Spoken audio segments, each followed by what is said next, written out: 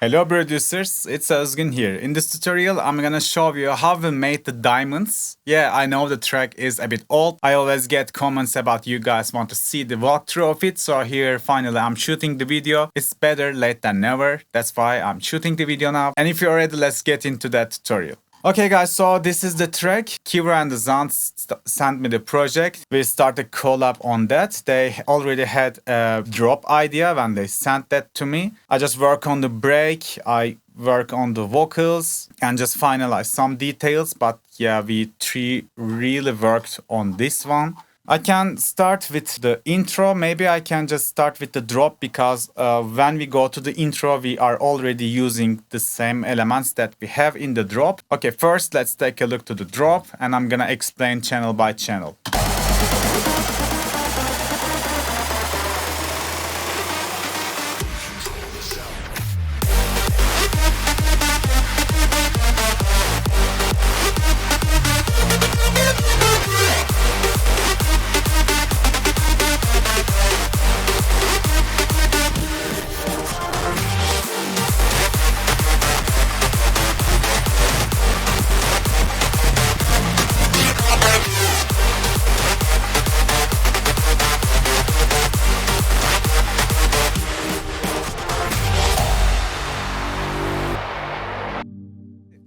Yeah, it's a pretty solid drop. So what do we do with them? First, I'm gonna show you my kick layering. So I'm using two of the kick drums. This is my main kick drum. I just shaped the waveform a bit. Then all I have is just a boost in the tonal. And I'm using this top kick.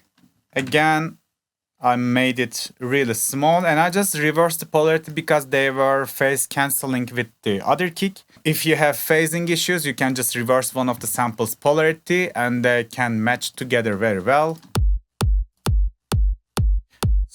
It's going to the same channel, but it's adding really too much. So I can just turn this off because I have a -6 dB volume reduction in here because of the mastering purposes. So right now we can just turn them off. So this is our main sub kick. It's a tonal kick, but we just cut it like this, boost the fundamental key, cut even more, and just a small dip because I thought it was resonating just a little bit. And we have just a classical sidechain. It sounds like this with the kick. Sometimes it's just finding the right sample. Obviously, when the notes are changes in here, we just made it unique and we just pitch it up. Also some pitch automation to make it a bit more interesting in the ending parts of the drop. So for the mid bass, we just using a saber's kick. All we did is cut the lows. You gotta be careful because if you have some phasing issues again, you gotta double check. Because right now, let's see, my sub already has the same frequencies and they are clashing in this area.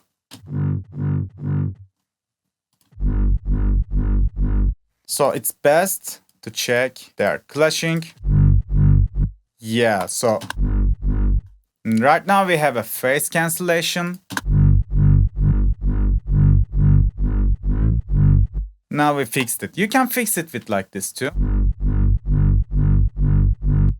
Just cut the clashing frequency and move it a little bit. It's gonna fit itself. And also the problem is like this, when you are mixing bass, if you are in the zero latency in here, it's gonna cause some phasing issues. Same in here. You gotta go to the linear phase. Same in here. If you go to the linear phase, your hearing is gonna be more accurate. So if you're going zero latency, it's always better to check when you after export it and see, is it sound good? Is it sound bad? I always do that. And for the top layer, I have a Hausman kick. Even more. And we cut the side information until 800 Hertz because we just wanted to make it mono. And yeah, they three, and with the kick, they sound like this.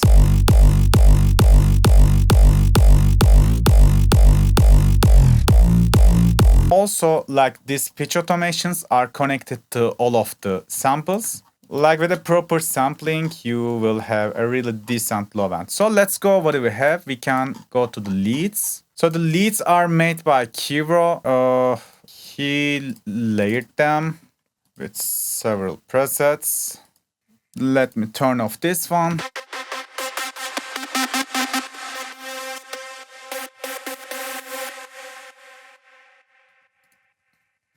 Yeah, guys, the sounds are like this. And I think this is for the harmonics. So this is the MIDI.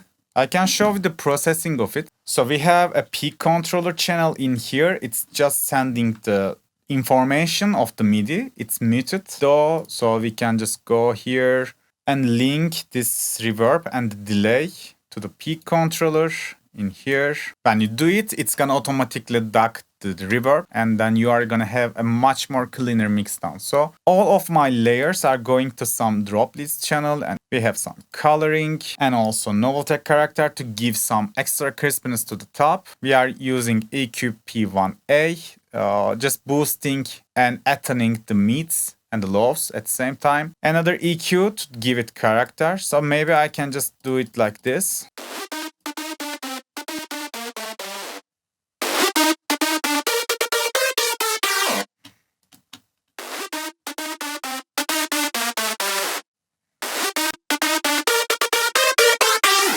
This is only for automation purposes, and this is also just filling the gaps in the MIDI. You already knew that if you watched the start to finish series of mine. And we have art acoustic reverb, which is side chained with the peak controller channel in here.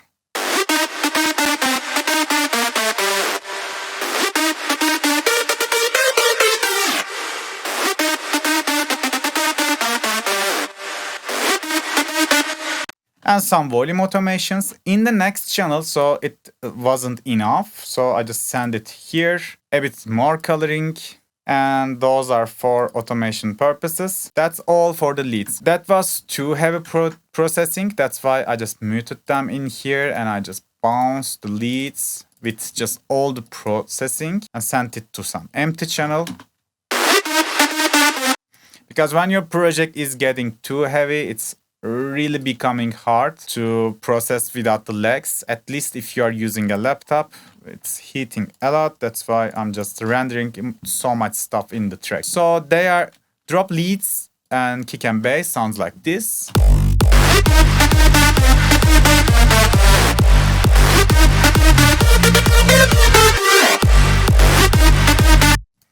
Pretty hard, huh? Okay, we have several drums. So we have claps.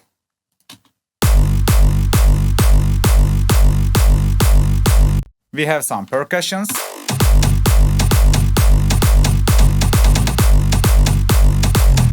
Even K3WRO know what the F is this, so there are some several toms from his stems. Some rides.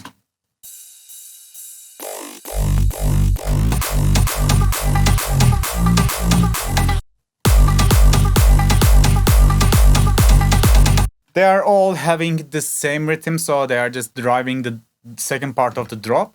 And also we have this amazing sound.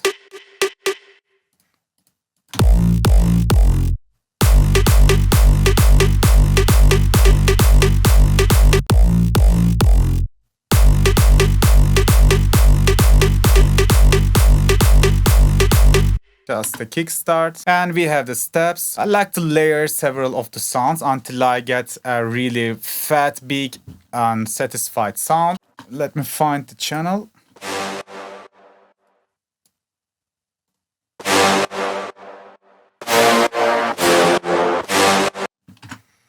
There are Camel Crusher and some EQ. And actually that's all.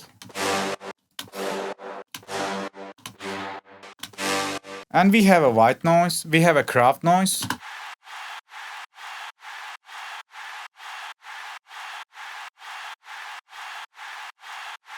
And we have this energy booster sound from Kashmir sample pack.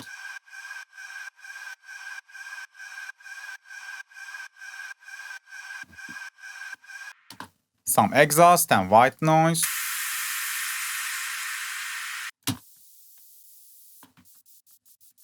It's just a regular white noise with some saturation and EQ. So those are the elements that are making the drop sound more full, some crash and stuff. So let's hear how the background element sounds.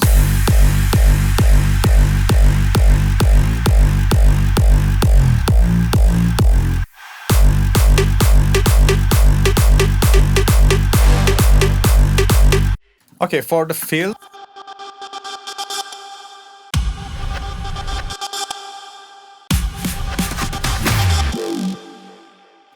it's always good to chop some samples and create your own unique fills. In this case, I just made some pan automation and put some reverse sounds, some impact to have a low end. And we have a vocal in here. And the vocal is connecting to the vocodex and it's playing through it. So I'm gonna show you.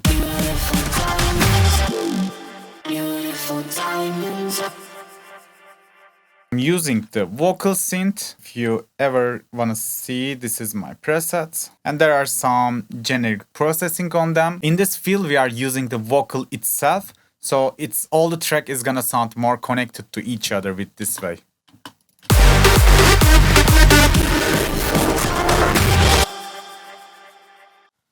But of course, it's hard to play back when you are screen capturing. And I think that is all for the drop. Oh yeah, we have some steps that K3WRO made.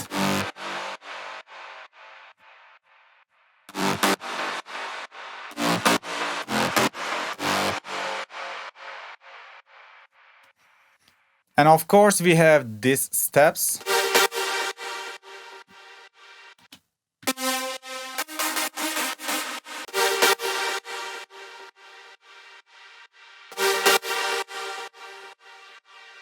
This kind of steps are just making the drop really full.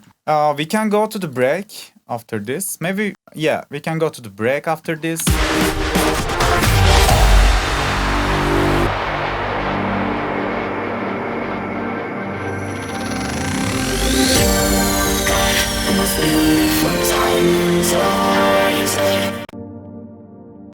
In here, I just used the vocoder trick again. I'm using a chords and the chords are playing through the vocals. You can do it in the vocoder from the FL Studio as well. But in this track, I just use vocal synth. And also, after that, I'm just going back to the regular vocals in here. Maybe I can show the first break first. In here, there are only ambient stuff. So we didn't tease everything in the first break. We just put the vocals and then go to the drop.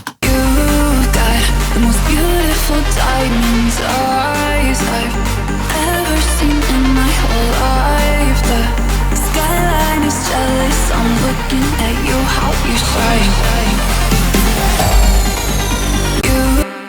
Yeah, the second break contains a bit extra with the vocoder part, but the first break is just the vocals and instantly go to the drop. So you keep the energy all the way up all the time. In here we have this sound.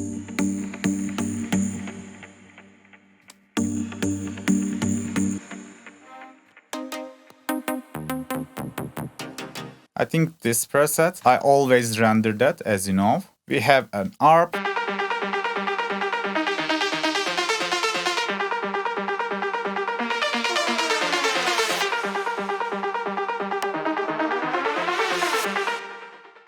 And in here we have some extra sound, which is like this.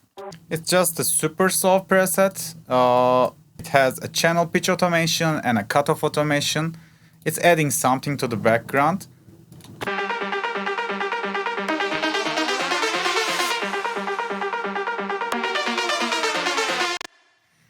And we have clap, some downlifters, and that's all for the break. When we go to the second break, we have the same parts with the ARP, with the plug, with an extra vocoder stuff.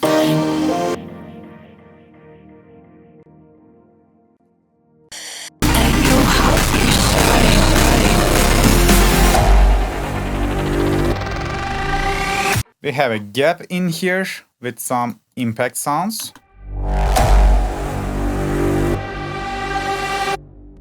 And in this case, we have a really climax part because in the first break, we didn't have anything. In here, we just need a big climax. This is the climax leads.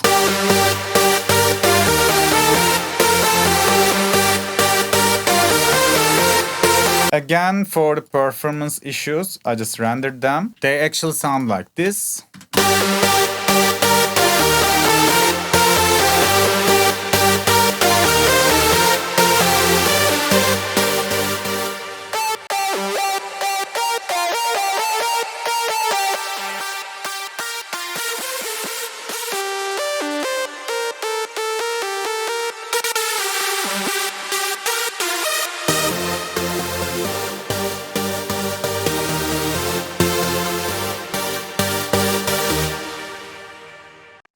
Like it's just some Supersaws stacks top of each other. Just find some. If you want to achieve this kind of big room climax parts, you can always find some cool Supersaws, 1 or 2 layers, and just put some leads and try to cover all the frequencies in the spectrum. You will eventually get a fuller, bigger sound.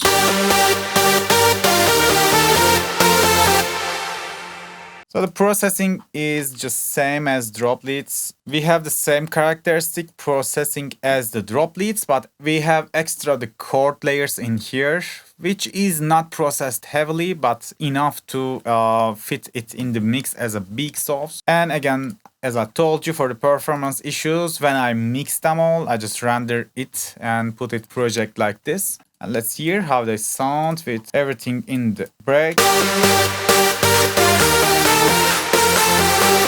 We have some claps, a white noise. These transition sounds are really important.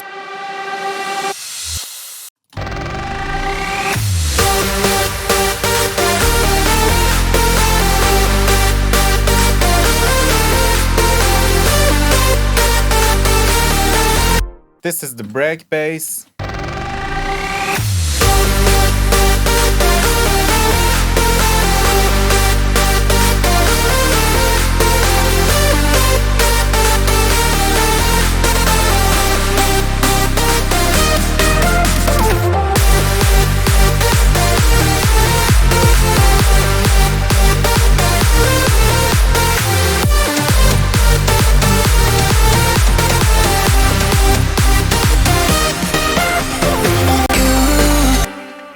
As you see, we are using the same kick from the drop and same bass line. I just changed the notes, and in here, to give a different kind of rhythm, I rendered the kick like a hole, and I put it like this. So it's becoming a bit more interesting in the endings of the phrases.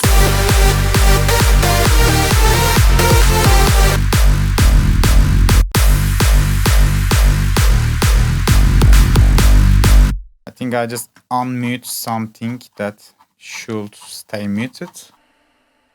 And yeah, let's check the build-ups.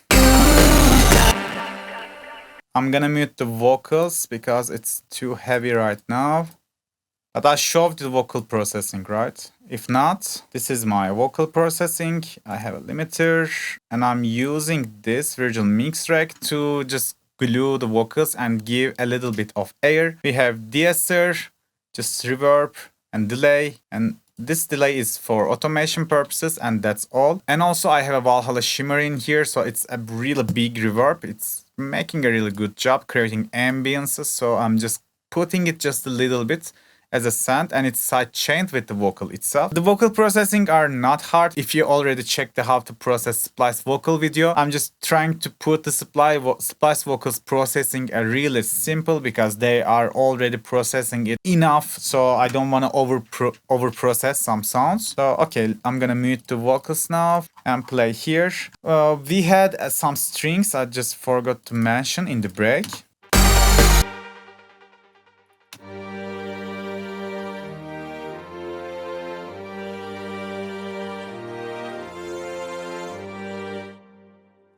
So they are just covering and adding some extra to the breaks. When we go to the build up, we are starting with the strings.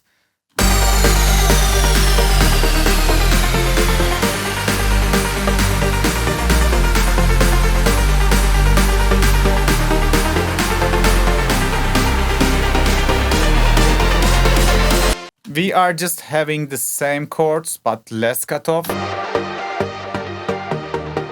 And we have the ARP again, something from the break. So the build-ups are just the transitions from breaks to drops. They should contain both of the sounds.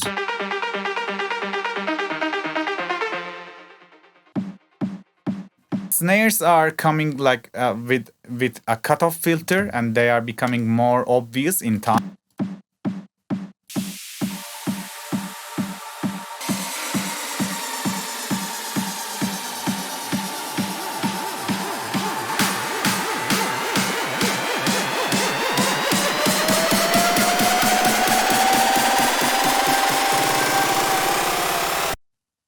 And I think the both drops are same. We have this sound I forgot to mention when we are checking the first drop.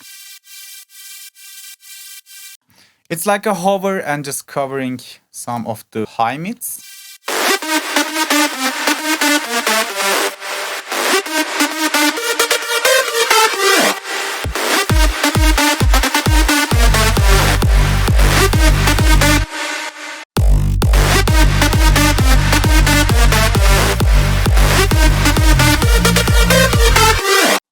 As I told you, I'm just trying to cover the missing frequencies, so that's why I just try to add some sounds, kind of like a hover. And yeah, we have an actual hover in the second drop that is not happening in the first drop.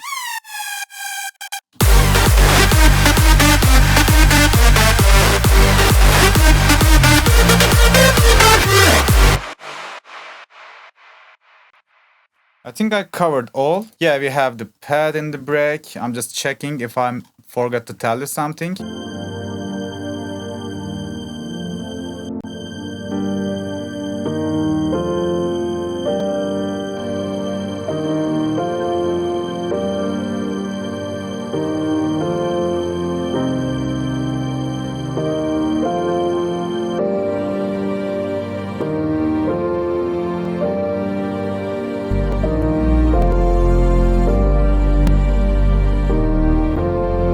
So all you need to create the atmosphere for the drop, you can use some tension strings like this, and also you can use your pads. You can just layer the pads with some strings and try to put some like a sustained note or just a vocal shots, though, like this.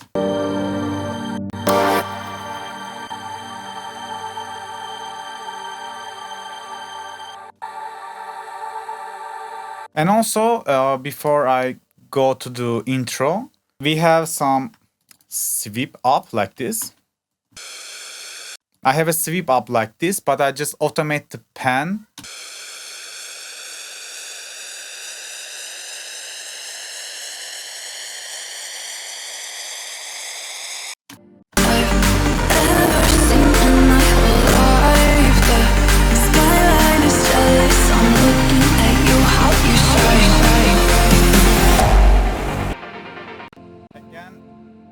Again, it's in the background, but it's adding so much tension to the when we are going to the climax part. I think this is all for the break. Besides the sweep downs, we talk everything like the piano and the stuff. I don't know which plugin did I use, but probably just Flex Essential Pianos. It should have some cool piano sounds in it. Again, this is an old project and I just consolidated so much tracks. Intro is just basically the drop. Only extra element is this.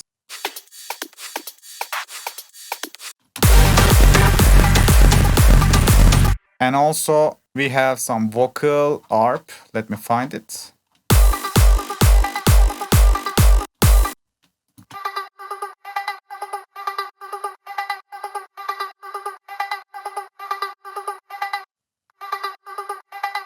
It has some panning automation, and also with extra we have drop leads, but this time we have the vocoder.